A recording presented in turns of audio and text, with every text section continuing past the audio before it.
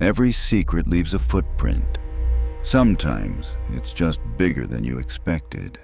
Daniel Mercer examines the void with trembling precision, searching for a truth he isn't sure he wants to find.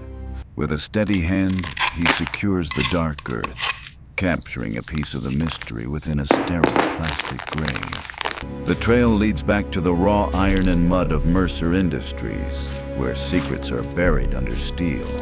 Alone among the towering racks, Daniel stands frozen, realizing the evidence in his hand weighs more than he expected. Inside the smoke-filled office, Inspector Cole hunts for a pattern among the debris of a broken financial legacy. Blue light flickers across his gaze as the final piece of the puzzle locks into place behind his tired eyes. The screen betrays a hidden truth, revealing a scarlet trail of money flowing from a foundation to a ghost. Memory brings back the heat of the conflict, a desk standing like a wall between the mayor and Clara's ambition. What were you hiding, Clara? The inspector sits in the deepening gloom, haunted by the name of the woman who orchestrated this digital heist. Cole stands at the iron threshold of the Hale estate, a lone shadow prepared to breach the fortress of wealth. The Victorian stone looms through the downpour, a monument to a family's power and the secrets kept behind oak doors. Rain washes over a face set in stone. The time for questions has passed. The time for the truth has arrived. As the storm intensifies, the distance grows between the man and the world he once knew, leaving only the mission. The rain in Blackridge never just falls. It buries. Inspector Cole sat in the dark, watching the girl go where the ghosts of Mercer's yard wait for the sun to die. Clara Hale was a creature of silk and marble, now drowning in industrial rust. Panic had stripped away the polish, leaving only the frantic rhythm of a woman out of time. The sound of wet cardboard and shallow breath filled the unit.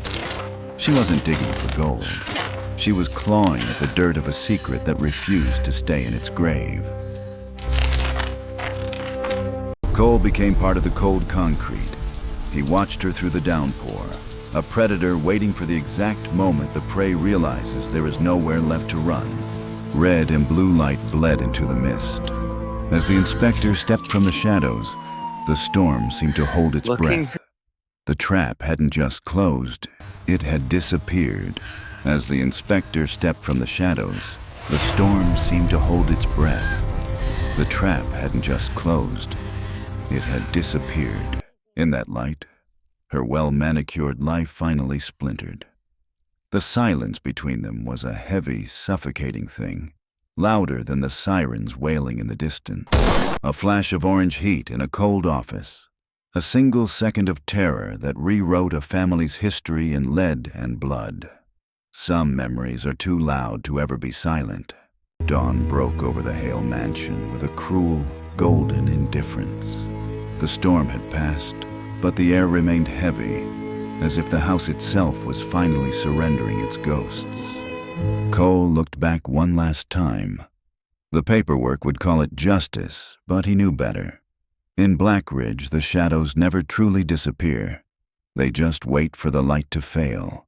Outside the towering stone walls, Inspector Cole watches the hungry press, waiting for the truth to emerge. The defense pleads for mercy, while Clara Hale waits in the shadows, her composure beginning to fracture. Seated among the spectators, Cole searches for a crack in the testimony, his eyes fixed on the bench.